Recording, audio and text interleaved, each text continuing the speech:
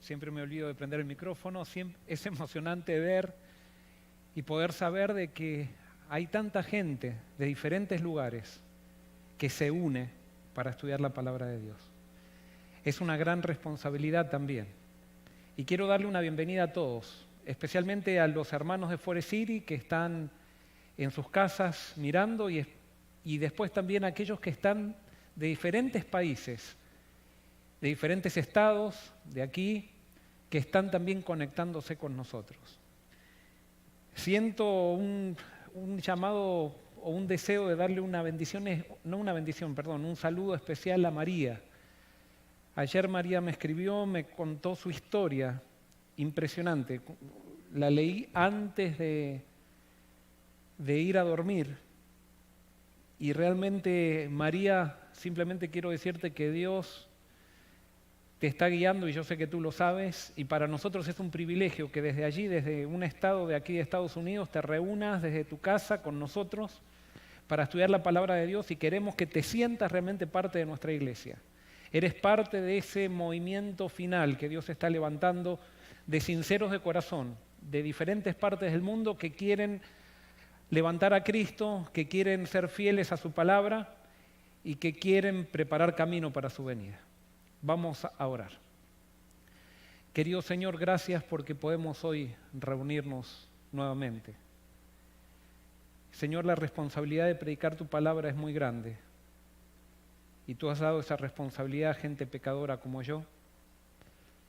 Y te pido, Señor, que tú me puedas refugiar en Jesús y que todo lo que diga sea utilizado por el Espíritu Santo para bien. Hazme decir aquello que quieres que diga y callar aquello que debo callar. Ayúdame a entender y a refugiarme solamente en Jesús. Esto te lo pido y te lo agradezco en su nombre. Amén.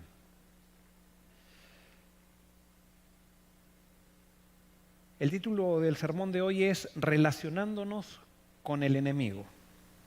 Y parece un poco contradictorio, porque ¿cómo un hijo de Dios se va a relacionar con el enemigo? Y sí, justamente el mensaje de la Biblia tiene algo para cada uno de nosotros con respecto a este tema. Y quiero comenzar con un versículo que está en 2 de Timoteo capítulo 3, versículo 12, que dice: todos los que quieran vivir piadosamente en Cristo Jesús serán perseguidos. Nota que este versículo no dice que algunos que vivan piadosamente en Cristo Jesús serán perseguidos, sino que dice que todos los que vivan en Cristo Jesús serán perseguidos. Todos. Y esta es una de las grandes piedras de tropiezo de la vida cristiana. ¿Por qué? Porque esto es algo que muchas veces a nosotros no nos gusta. Es más, a nadie le gusta que lo persigan. Sin embargo, aquí el apóstol Pablo dice que todos serán perseguidos. Y entonces cuando Pablo dice que todos serán perseguidos, es todos. Entonces, si una persona no está siendo perseguida, quiere decir que no está con Cristo. Pero debemos aclarar también que no todo el que es perseguido está con Cristo. Porque alguien puede ser perseguido por ser un pendenciero. El hecho de ser perseguido es una señal, una confirmación del ministerio que Cristo nos da.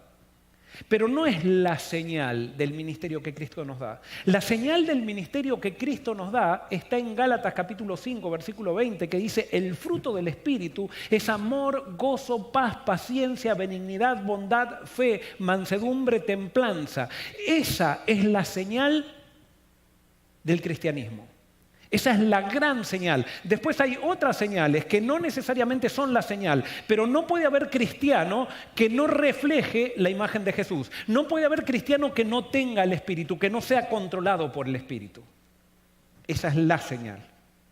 Pero toda persona que es controlada por el Espíritu, que vive piadosamente en Cristo Jesús, padecerá persecución. Es más, eso lo vemos claramente en las bienaventuranzas. Jesús cuando dio las bienaventuranzas, con eso estaba mostrando cuáles son los principios de su reino, que eran las características que tenía que tener cada persona que desee entrar a su reino. Y da 9 bienaventuranzas, pero él da a entender con la última bienaventuranza que todo el que tenga esas características padecerá persecución. Lo mismo que dice Pablo. Y es por eso que en Mateo 5, 10 al 12, él termina las bienaventuranzas diciendo: bienaventurados los que padecen persecución por causa de la justicia, porque de ellos es el reino de los cielos. Bienaventurados sois cuando os insulten y os persigan y digan de vosotros todo mal por mi causa, mintiendo. Gozaos y alegraos, porque vuestra recompensa es grande en el cielo, que así persiguieron a los profetas que fueron antes de vosotros. Aquí no dice bienaventurado debes considerarte, sino que está diciendo que es bienaventurado, es feliz aquel que es perseguido por causa de Cristo. Es una paradoja, pero son las paradojas de la Biblia. En la Biblia está llena de paradojas. La vida cristiana está llena de paradojas. Si tú quieres vivir, tienes que morir. Si quieres ser rico, debes ser pobre. Si debes ser grande, tienes que ser un niño. Son las paradojas de la vida cristiana. Y acá nos dice que algo que a nadie le gusta, que es ser perseguido, puede ser una señal de felicidad para aquel que está en Cristo. Gozaos y alegraos. Hay una identificación cuando tenemos el privilegio de identificarnos con aquellos que construyeron una cadena predicando la palabra para nosotros poder hoy ser libres predicando la palabra. Lastimosamente, muchas personas, cuando llega el momento de la persecución, se vuelven para atrás. Se entregan a Cristo o comienzan el camino con Cristo, pero cuando llega el momento de vivir la bienaventuranza de la persecución, por miedo, dan pasos para atrás. A veces no por miedo. A veces pasa por el hecho de que no sabemos cómo relacionarnos con el enemigo. Y eso es lo que quiero hablar hoy. Y esto va a ser uno de los temas más duros para aquellas personas que queremos entregarnos a Cristo, para aquellos que queremos vivir en el reino. Yo no voy a hablar tanto hoy de los perseguidores, sino que voy a hablar de los perseguidos.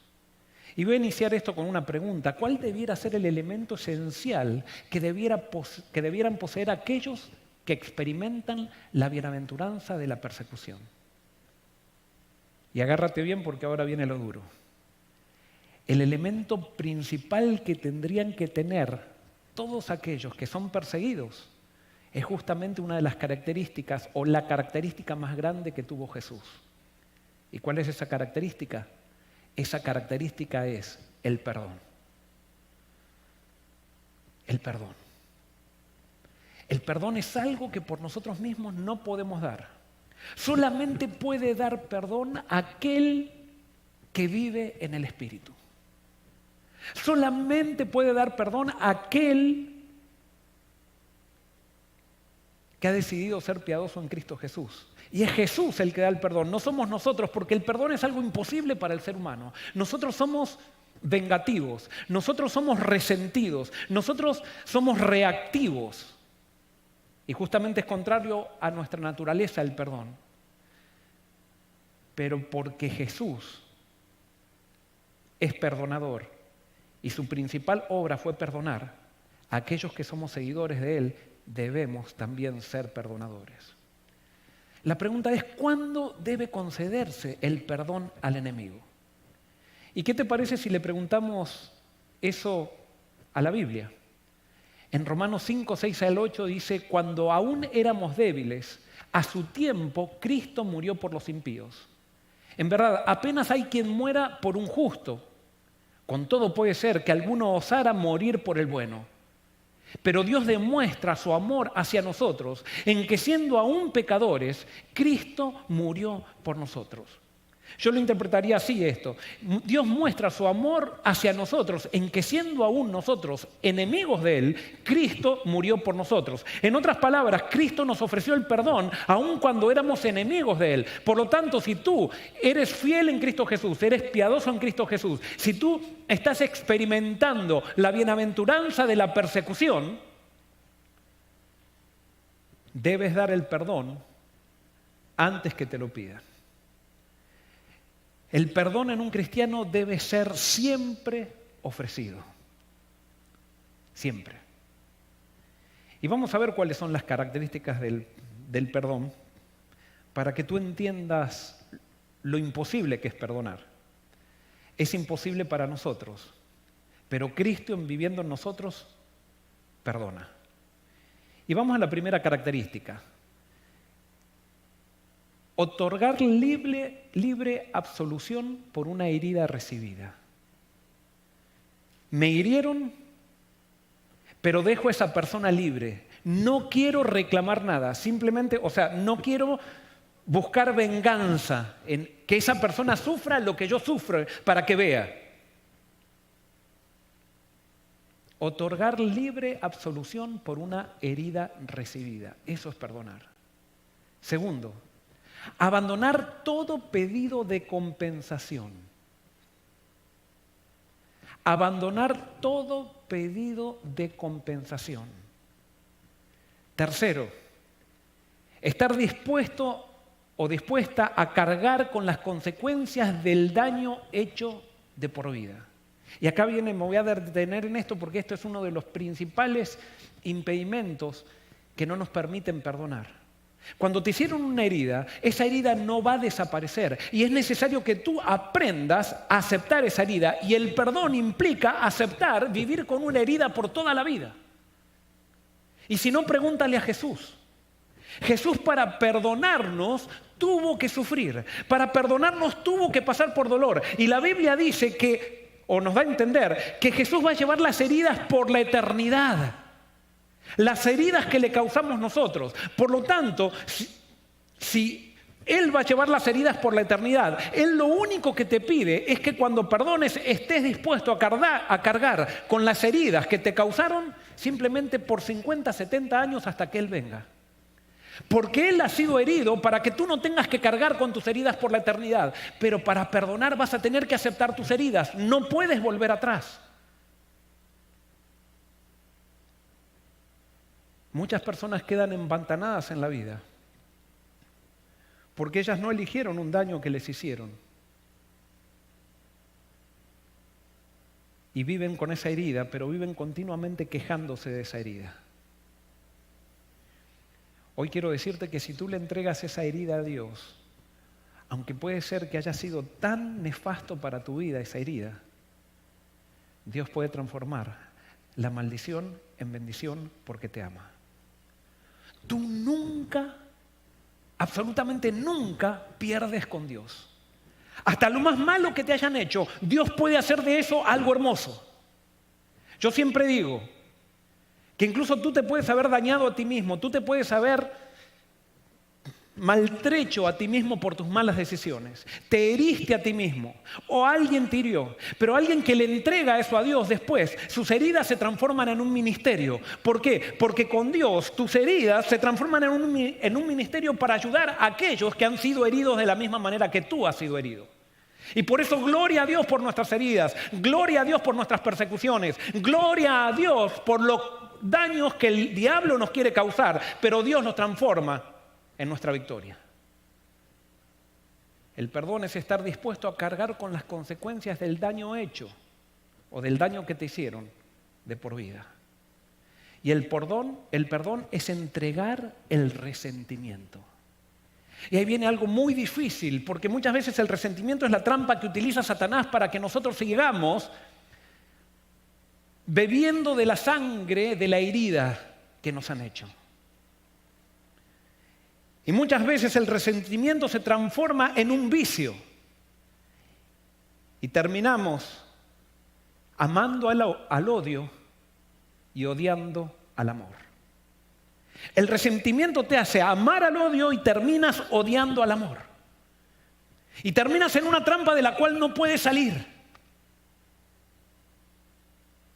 Y por eso es necesario que aprendamos a solucionar nuestras heridas con Dios. Y yo sé que esto no se aplica solamente para la persecución, se aplica para todo.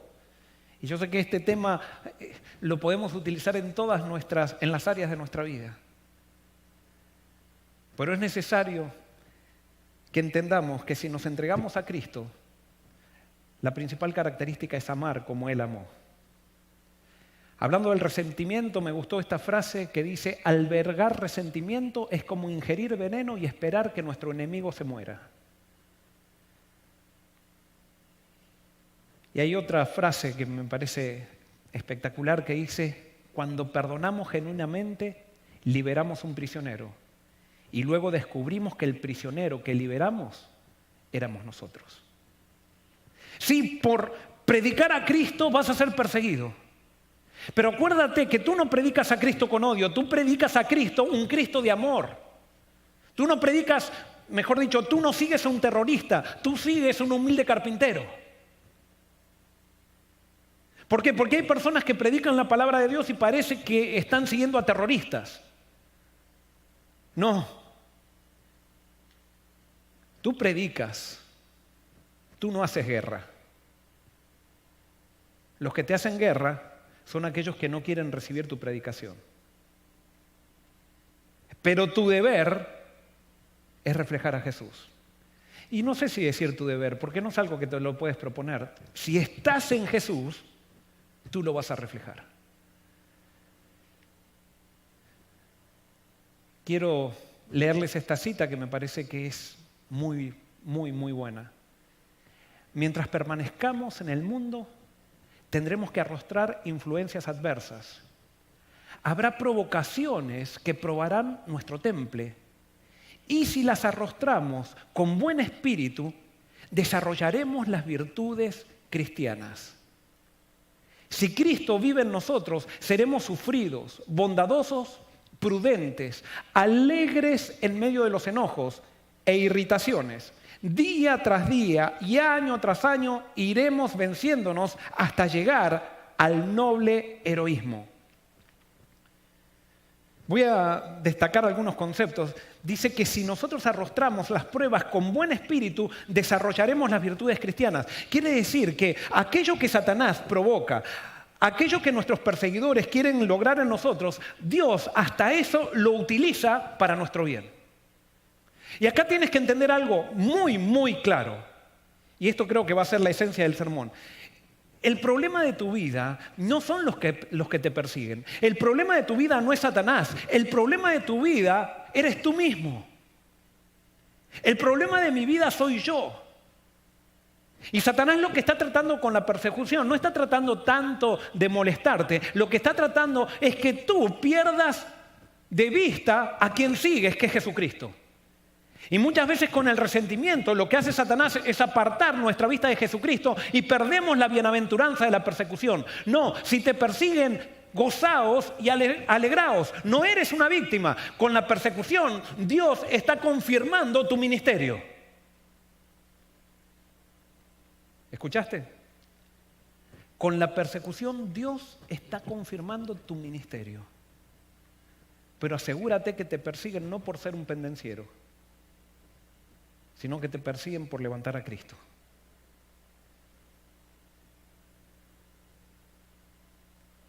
Si nosotros somos alegres en medio de los enojos, ¿quién puede serlo? Eso solamente el Espíritu. Y por eso en la vida cristiana no es simplemente venir a la iglesia. No, en la vida cristiana hay que estar en comunión con Dios todo el tiempo. Porque ¿quién puede ser alegre en medio de los enojos? Solamente el que está controlado por el Espíritu. Ahora yo te hago otra pregunta. ¿Quién puede ser tan libre como la persona que es alegre en medio de los enojos?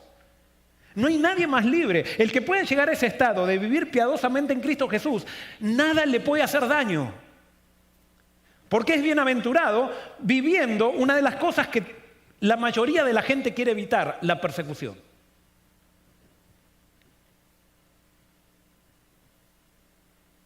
Y entonces termina esta cita que está en el Ministerio de Curación 3:88, dice: esta es la tarea que se nos ha señalado, pero no se puede llevar a cabo sin la ayuda de Jesús, sin ánimo resuelto, sin propósito firme, sin continua vigilancia y oración.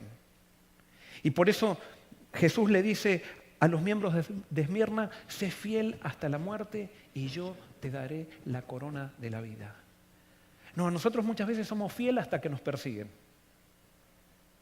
Y cuando tenemos un problema, ya nos vamos para atrás, porque a ver qué piensan, qué piensa la mayoría. Y generalmente para tener posiciones hacemos una estadística para ver de qué lado está la mayoría, de qué lado están los que yo considero importantes, y si los que yo considero importantes en la estadística dan a favor de lo que se está, entonces me pongo del lado de eso. Pero si no, ya me pongo como prudente, una persona prudente. Tengamos cuidado con la prudencia que esconde cobardía. Y no cobardía, porque todos somos cobardes, sino que esconde a Jesucristo, que esconde el hecho de ir con Cristo hasta las últimas consecuencias. Ahora, tengo que aclarar algo. ¿Por qué? Porque acá hay, en los cristianos muchas veces estamos confundidos con algunas cosas y Satanás nos trata de confundir. Perdón y reconciliación son dos cosas diferentes. Dios te pide que perdones a tu enemigo, pero no te pide que te reconcilies con tu enemigo. Aunque el perdón tiene un efecto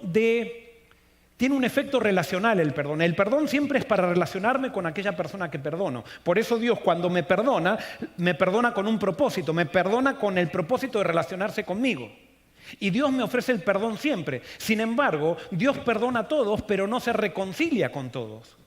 Igualmente tú, como cristiano, debes perdonar a todos. Debes perdonar al que te persigue. Debes perdonar al que miente contra ti. Debes perdonar a aquella persona que hace calumnias o que dice calumnias contra ti. Pero tú no necesariamente debes reconciliarte. Tú debes perdonar al esposo que te pega, pero no necesariamente tienes que reconciliarte con él. Perdón y reconciliación son dos cosas diferentes.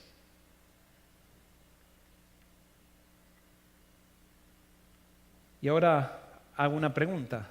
¿Falso o verdadero? El verdadero perdón pasa por alto las cosas y dice, no importa, todo está bien. Lo repito. Y discútanlo ahí si están en una casa a ver qué es falso o verdadero esto. El verdadero perdón pasa por alto las cosas y dice, no importa, todo está bien. ¿Será verdad esto o será mentira? ¿Será que el verdadero perdón hace como que nada sucedió?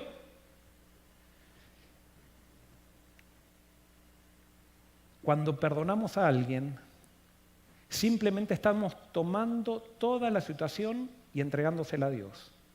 Y es importante notar lo que no estamos haciendo. No estamos ignorando lo que pasó. Si tú tratas de ignorar lo que pasó, va a quedar una herida allí resguardada que tarde o temprano va a salir o va a afectar tu personalidad, va a afectar tu libertad. No es ignorar lo que pasó. Jesús cuando nos perdona no ignora lo que pasa. Es más, Él quiere que confesemos. Él nos perdona igual, o sea, nos ofrece el perdón, pero no hay reconciliación hasta que no confesamos, porque Él quiere que nos hagamos responsables y que sepamos cuál fue el real problema. No es cuestión de pedir perdón por los pecados. Por ejemplo, eso siempre lo digo, en la Biblia no existe esa confesión general. Vieron que en las iglesias generalmente llega la reunión de fin de año y se levanta un hermano que parece muy santo así al fondo de la iglesia y se levanta y dice, hermanos, si yo a alguien he hecho mal en este año, le pido perdón. No, eso no sirve de nada. Eso no sirve de nada. Eso es una hipocresía. Si tú le hiciste algo a alguien, pídele perdón por lo que le hiciste. Si tú hablaste mal de una persona, ve y pídele perdón y dice, yo hablé mal de ti. Pero no diga, si a alguien le he hecho mal, le pido perdón. No sirve de nada. En la Biblia no existe esa confesión general de pecados. En la Biblia existe. Cuando iban al santuario, la gente tenía que confesar sus pecados y tenía que confesarlo específicamente. No nos hagamos los santos con esas frases lindas que hemos creado para parecer que somos buenos y humildes. No, eso no existe. Si tú te equivocaste con alguien, debes pedirle perdón específicamente por lo que hiciste. Y si no puedes pedir perdón por lo que hiciste, quiere decir que no has analizado lo que pasó. Y si no analizaste lo que pasó, entonces no estás arrepentido ni te interesa solucionar algo. Simplemente quieres sacar beneficio de una relación.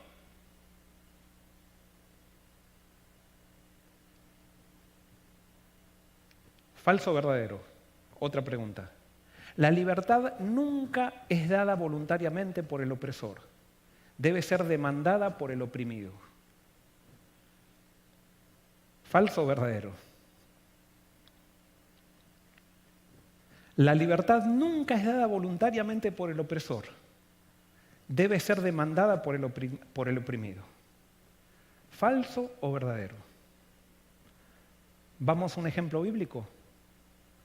¿Faraón quería darle libertad al pueblo de Israel? ¿Sí o no? No. Es más, toda persona que oprime tiene justificaciones para decir que está bien oprimir. Y en su cabeza son muy buenas justificaciones. Y por eso si no hay una demanda, si no hay un reclamo, el opresor nunca va a dejar por sí mismo las cosas. Y por eso Dios tuvo que mandar a Moisés a reclamarle al faraón, y faraón no quiso, pero Dios intervino. Ahora hay algo importante. Israel no le hizo una guerra a Egipto, fue Dios el que intervino. Y eso es lo que tú tienes que dejar que pase también. Tú debes reclamar cuando alguien viola tus límites. Tú debes reclamar cuando alguien está abusando de algo. Y por supuesto, el abusado, cuando tú le reclamas, enseguida te va a acusar. El abusado, como tiene la conciencia sucia, cuando alguien le reclama, trata de destruir al que reclama.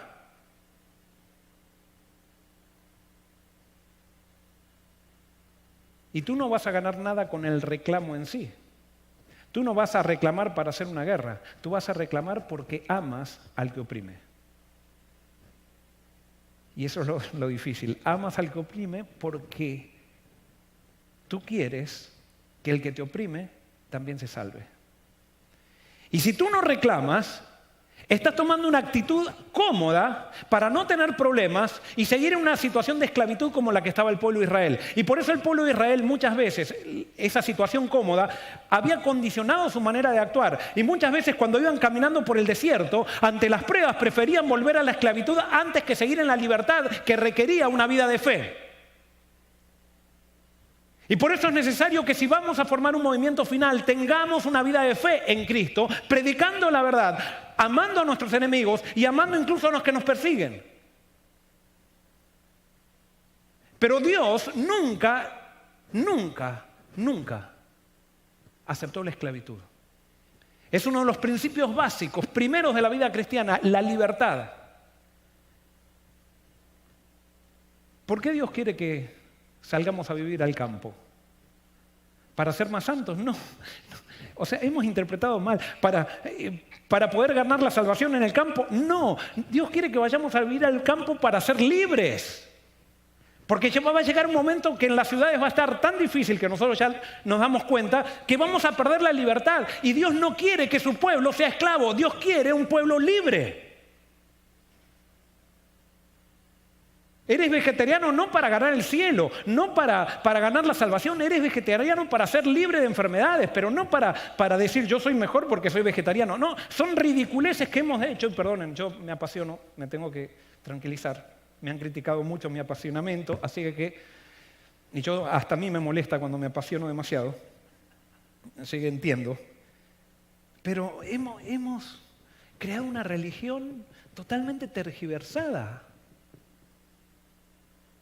Sigo la reforma pro salud porque quiero ser libre de enfermedad y porque Dios quiere mi libertad, pero no para ser mejor que otra persona. Sigo la reforma pro salud para ayudar a otros. Ahora, por ejemplo, lo vemos eso, lo estamos viendo claramente. ¿Por qué era necesaria la reforma pro salud? No era para ser más santo que otro, era para ayudar a otros.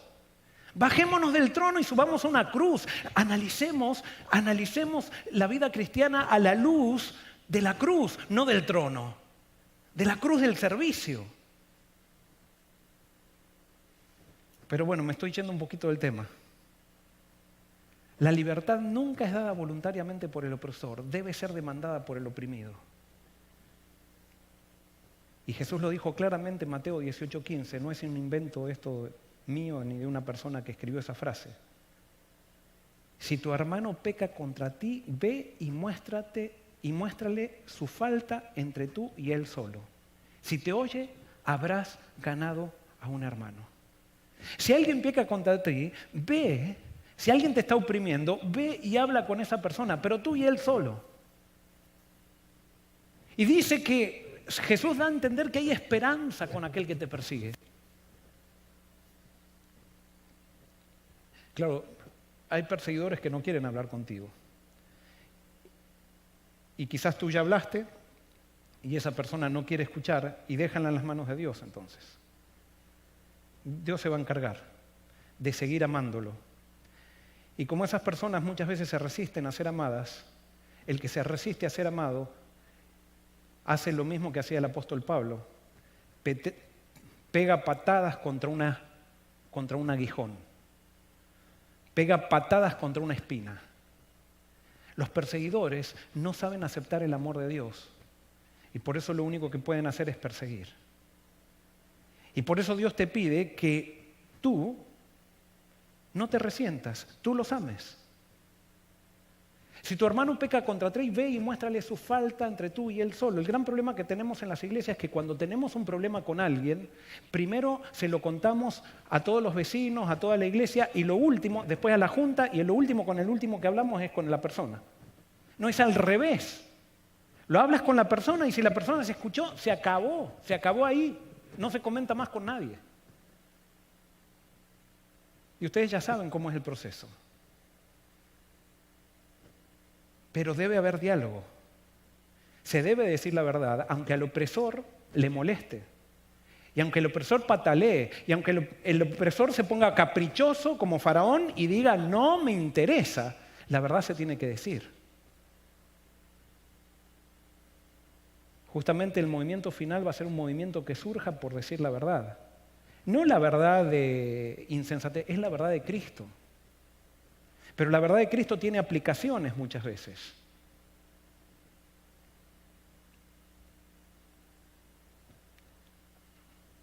¿Cuándo deberíamos reconciliarnos con nuestros enemigos? ¿Cuándo? Sí. El propósito del perdón es la reconciliación, pero no siempre debemos reconciliarnos, solamente debemos reconciliarnos cuando hay arrepentimiento. Si tú te reconcilias con tu enemigo sin que tu enemigo se haya arrepentido, lo único que vas a lograr es que tu enemigo te pise más fuerte y te destruya. Y si hay algo que Dios no soporta es el abuso. Y en ningún lado dice la Biblia que tú te debes dejar abusar porque eres cristiano. Es más, Dios nunca se dejó abusar, Jesús nunca se dejó abusar. Jesús se humilló, pero no se dejó abusar. Y cuando digo no se dejó abusar, recuerda, acá hay un equilibrio difícil, porque a veces cuando nosotros decimos yo no me puedo dejar abusar, entonces ahora le voy a mostrar a esta persona quién soy yo. No, tú no tienes que mostrarle a una persona quién eres tú, tú tienes que mostrarle a tu enemigo quién es Jesús. No es quién eres tú.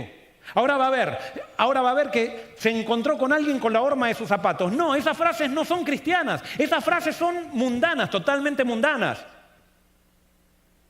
Tú a tu perseguidor le tienes que mostrar quién es Jesús, no quién eres tú. Porque tú eres lo mismo que tu perseguidor. Y gracias a la gracia de Dios es que ahora eres diferente, pero es por Él, no por ti. Pero si no hay arrepentimiento con tu perseguidor, por favor, no te reconcilies con él. Si tu esposo que te cachetea y entonces tú te fuiste de la casa o él se fue de la casa y él te está pidiendo ahora que quiere volver a la casa y tú dices, es que soy cristiana y tengo que aceptarlo de vuelta. No, tienes que esperar que se arrepienta y tiene que haber fruto de arrepentimiento, porque si no, lo dejas meter a la casa nuevamente y te va a destruir. Peor que antes todavía. Eso es algo que no entendemos muchas veces. Entonces, ¿cuáles son las características del verdadero arrepentimiento para entender? Porque hay frutos de arrepentimiento. La primera característica del verdadero arrepentimiento es que no se justifica. No se justifica. Ah, no, yo lo hice o te hice eso porque... No, listo, me equivoqué. La otra característica es que no exige nada. Ah, no, es que si tú eres cristiano me tienes que perdonar. ¿Quién te tiene que perdonar? El perdón es un regalo, no se exige. No hay condiciones del que está arrepentido. Y ojo, el que perdona tampoco no hay condiciones de ningún lado, porque el que perdona tampoco puede decir, bueno, yo te voy a perdonar, como me acuerdo había una mujer en una iglesia con el marido, que el marido le había sido infiel y teóricamente ella lo había perdonado. Pero cada vez que el marido se equivocaba en algo, le refregaba en la cara su infidelidad. Y entonces con su infidelidad lo manipulaba todo el tiempo y este hombre era un esclavo de su esposa. Porque esta persona decía que había perdonado porque estaba viviendo con él, pero no había perdonado nada, porque no podía aceptar la herida que le había causado su esposo y no había perdonado. Y con esto no estoy defendiendo al esposo que le causó una herida, pero si vas a perdonar, perdona como Cristo perdona. No manipules a alguien que se arrepintió para que haga lo que quiera o que haga lo que tú quieras simplemente porque se equivocó en el pasado. El verdadero arrepentimiento no exige. El verdadero arrepentimiento está dispuesto a restituir. Eso es lo más difícil. ¿Te equivocaste con alguien en privado? Pide perdón en privado. Pero te equivocaste con alguien en público, pide perdón en público. El verdadero arrepentimiento es manso, no es agresivo, es manso. Está en Cristo. Entonces, ¿cómo tratar con el enemigo? ¿Y qué les parece si le preguntamos a Jesús? Esta fue una de las grandes piedras de tropiezo también del mensaje de Jesús. Mateo 5, 38 al 48 dice, oísteis que fue dicho, ojo por ojo y diente por diente. Pero yo os digo, no resistáis al que es malo. Antes a cualquiera que te hiera en la mejilla derecha, vuélvele también la otra. Y al que quiera ponerte a pleito y quitarte la túnica, déjale también la capa. Y cualquiera que te obligue a llevar una carga por una milla, ve con él 2. El que te pida, dale. Y el que te quiera tomar de ti prestado, no se lo rehuses. Oíste que fue dicho, amarás a tu prójimo y aborrecerás a tu enemigo. Pero yo os digo, amad a vuestro enemigo, bendecid a los que os maldicen, haced bien a los que os aborrecen y orad por los que os ultrajan y os persiguen. Para que seáis hijos de vuestro Padre que está en los cielos, que hace salir el sol sobre malos y buenos y que hace llover sobre justos e injustos. Amad a vuestros enemigos, bendecid a los que os maldicen. Y sigue diciendo Jesús, porque si amáis a los que os aman, ¿qué recompensa tendréis? ¿No hacen también lo mismo los publicanos? Y si saludáis a vuestros hermanos solamente, ¿qué hacéis de más? ¿No hacen también así los gentiles? Sed pues vosotros perfectos como vuestro Padre que está en los cielos es perfecto. Y este versículo, ¿cuántas veces se lo usó para decir hay que ser vegetarianos? Que, ojo, yo soy vegetariano, o sea, no tengo nada contra el vegetarianismo. Se lo usó para decir hay que vestirse bien, hay que adorar bien, hay que hacer... Pero acá lo que está hablando, que el que es perfecto es el que ama a su enemigo. Ser perfecto implica mostrar a Jesús a pesar de que te persigan. Ser perfecto implica no vengarte de aquel que te calumnia. Ser perfecto implica no hacer nada malo con aquel que está queriendo hacer algo malo contigo. Es tremendo. Solamente se puede lograr rindiéndome a Jesús. Y por eso el pueblo de Dios es diferente. Y aquí marca la diferencia el pueblo de Dios. El pueblo de Dios nunca persigue a nadie. El pueblo de Dios siempre es perseguido. Y cuando alguien persigue a alguien del pueblo de Dios, yo no le muestro quién soy, sino que le muestro a esa persona quién es Jesús. Es Jesús la ecuación. Está en el medio de toda ecuación. Jesús. Jesús viviendo en mí.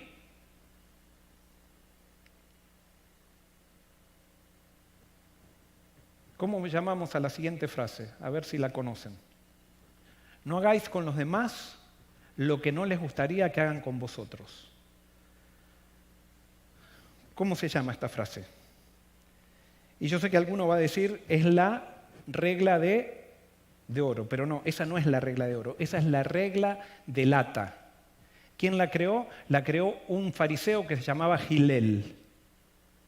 No hagáis con los demás lo que no les gustaría que hagan con vosotros. Jesús creó la regla de oro. ¿Y qué dice la regla de oro? Hagan con los demás lo que a ustedes les gustaría que hagan con vosotros.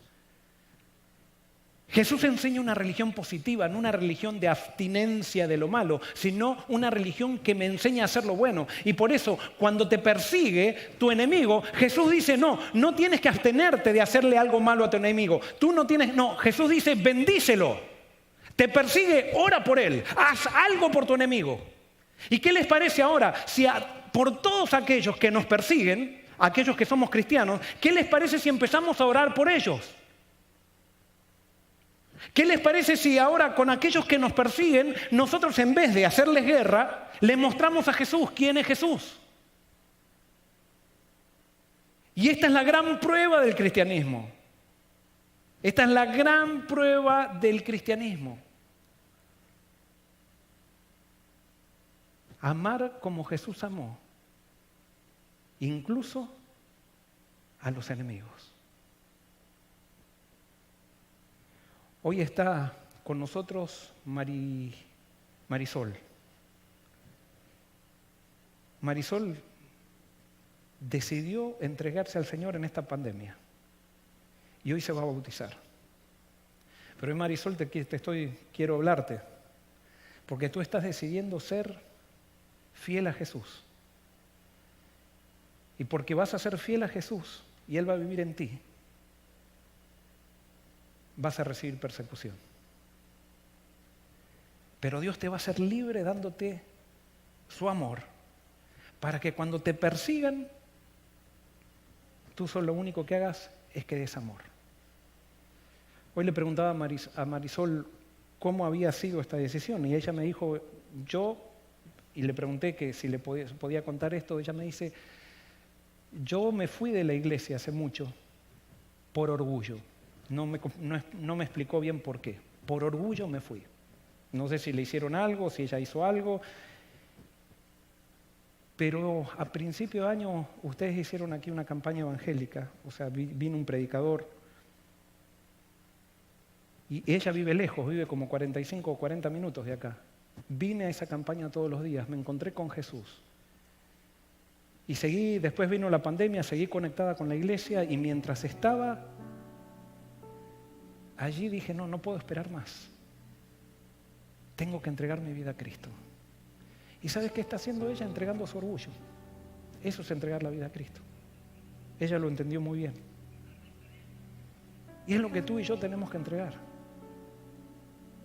¿Por qué? Porque Dios dice que al final del tiempo va a levantar un pueblo que va a ser perseguido. Un pueblo que siga a Cristo. Pero Dios no puede levantar un pueblo todavía, porque si ahora levantaría un pueblo, posiblemente nos perseguirían y nosotros devolveríamos la persecución con persecución. Nosotros quisiéramos mostrarle a la gente que nos persigue quiénes somos nosotros. Y nosotros no tenemos que mostrar quiénes somos nosotros. Nosotros tenemos que mostrar quién es Cristo. Y por eso cada persona que te persiga es una oportunidad de mostrar quién es Jesús. Y por eso, si alguien quiere perseguir, lo único que vas a hacer persiguiendo va a ser que si persigues un verdadero cristiano, ese verdadero cristiano te va a mostrar cada vez más quién es Jesús.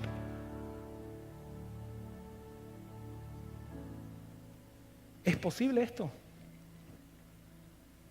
Sí. Hay un ejemplo muy patético en la iglesia cristiana. Cuando recién nació la iglesia cristiana, un diácono, Esteban, un diácono que había sido llamado a servir a las mesas. Sin embargo, Esteban sabía que ser diácono era más que servir a las mesas. Las mesas son simplemente una excusa, una función, pero era un diácono poderoso en la palabra de Dios, porque así eran todos aquellos que habían aceptado a Cristo, poderosos en la palabra, porque habían encontrado en la palabra una nueva interpretación, que era la interpretación que se hacía a través de Jesús. Y cuando comenzamos a interpretar la palabra a través de Jesús, cambian todas las cosas. Pero el problema es que cuando comenzamos a interpretar la palabra a través de Jesús, comenzamos a predicar esa palabra y esa palabra ofende. Esa palabra ofende.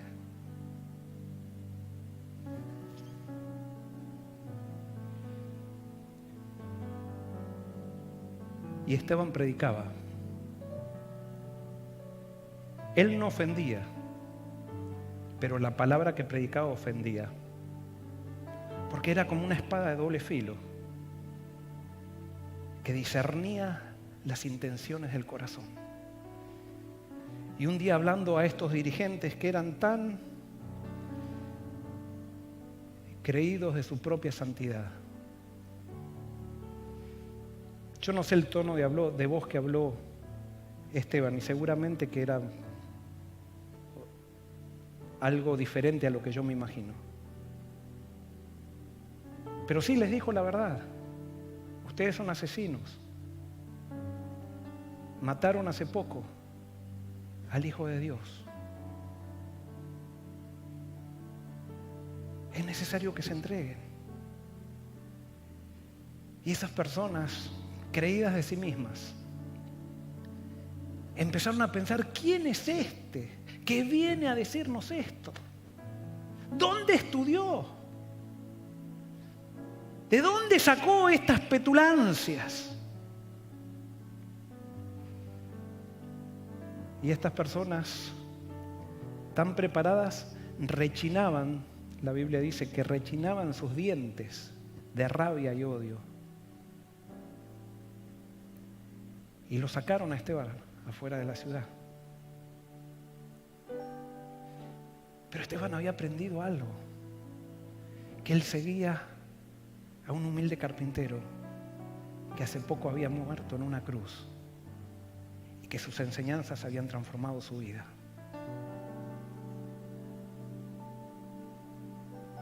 Y él quedó tan impactado por las escenas finales que vio en esa cruz, que eso continuamente estaba en su mente. Y allí estaba Saulo de Tarso, dando el voto para que apedrearan a ese seguidor de ese humilde carpintero, que lo único que estaba haciendo era dividir la iglesia. ¿Estaba dividiendo la iglesia? ¿O realmente Jesús la estaba formando? Es que es interesante. Para aquellos que no están con Cristo, el mensaje de Cristo divide la iglesia. Pero para aquellos que están con Cristo, el mensaje de Cristo la construye. Entonces, si queremos quedar bien con todo el mundo, no va a pasar eso, no va a pasar, no vamos a quedar bien con todo el mundo. No vamos a quedar bien con todo el mundo. Y de vuelta me apasioné, perdón. O quedamos bien con Jesús, o quedamos bien con el diablo. Pero para quedar bien con Jesús hay que amar como Jesús amó. Y allí lo sacaron a Esteban. Comenzó la primera piedra. ¿Le habrá dolido a Esteban? Me imagino que sí. Pero sin embargo allí estaba con él la persona que Esteban seguía. Y Jesús se reveló a Esteban y le dio la bienaventuranza de la persecución. Y con esas piedras, ahora Esteban en cada piedra no sentía dolor, sino que sentía bienaventuranza. Y en cada piedra sentía la confirmación de Jesús. Y en cada piedra veía el rostro de Jesús que le decía: bien, buen siervo y fiel. Sobre poco has sido fiel, sobre mucho te pondré. Y allí Esteban levantó la vista al cielo y ya no veía a sus enemigos, veía a Jesús sentado al lado del Padre. Y no sé si cometió un error. Algunos pueden haber dicho que cometió un error porque no tendría que haber ofendido más a esas personas que le estaban apedreando. Pero Esteban dijo: he aquí, veo a Jesús sentado al lado del Padre. Y eso enfureció más a todos los que estaban rodeados. Eso enfureció más incluso a ese Saulo de Tarso, que lo enfurecía, pero había algo que no entendía, algo que admiraba, pero no entendía.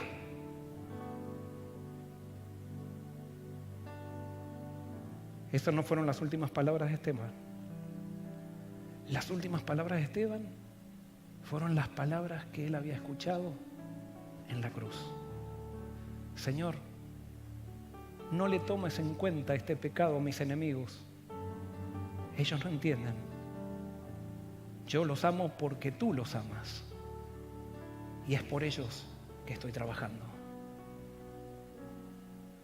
Vino la última piedra y Esteban murió.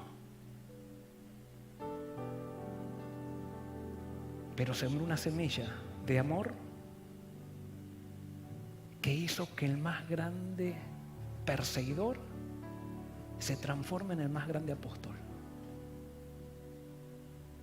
Yo simplemente quiero llegar al día de la segunda venida de Cristo. Y quiero imaginarme ese encuentro en la resurrección. De Esteban abriendo los ojos y viendo a Jesús llegar y llamarlo. Y ser arrebatado hacia el cielo. Y me imagino que Esteban va a seguir viendo a ese Jesús que contempló mientras estaba muriendo. Pero en eso va a haber algo que lo va a distraer, le va a llamar la atención. Parece que la velocidad de otro va más adelante que él. Y ahí va a ver a Saulo de Tarso. Y va a ver a Saulo corriendo y abrazarse con Jesús. Y me imagino a Jesús abrazando a Saulo. Y me imagino a Jesús mirando a Esteban y guiñándole el ojo. Y diciéndole a Esteban, Esteban, lo hicimos.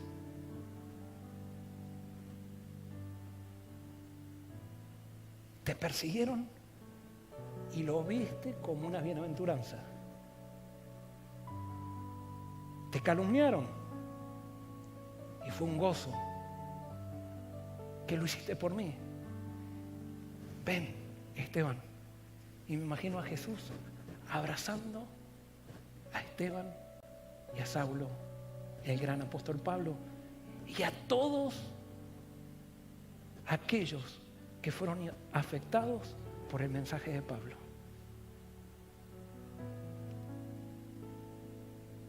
Jesús dijo, amad a vuestros enemigos, bendecid a los que os maldicen, haced bien a los que os aborrecen y orad para los que os ultrajan y os persiguen, para que seáis hijos de vuestro Padre que está en los cielos. Cuando lleguemos a esa experiencia, se formará el movimiento final, que será perseguido para mostrar el amor de Cristo. Que Dios te bendiga.